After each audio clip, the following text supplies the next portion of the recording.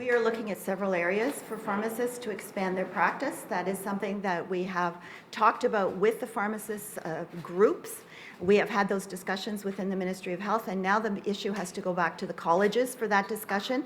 So it would really be premature for me to say at this point exactly what's going to be included, because of course the colleges have to be in favor of it.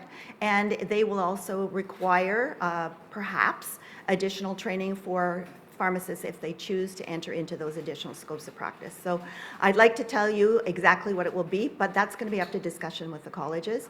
And in terms of the time frame, it does take a long period of time, sometimes up to a year, for this to happen.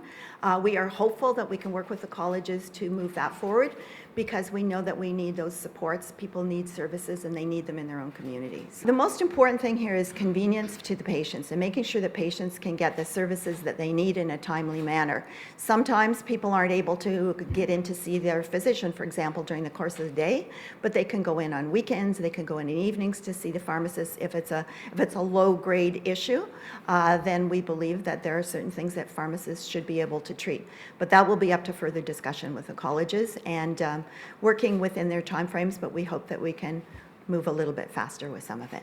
Are you sensing any pushback from OMA or doctors on this? Are they playing along with this, or are you going to have to do some fancy footwork negotiating this with them as well?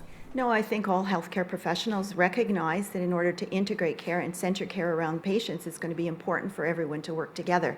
That's the whole purpose behind Bill 74, and we have found health professionals to be very amenable to working together, and the integrated care is already happening in many communities that I've visited, where you have primary care, pharmacists, home care, long-term care, nurse practitioners, all working together because they recognize the primary goal is to make sure that the patient is supported throughout their healthcare journey.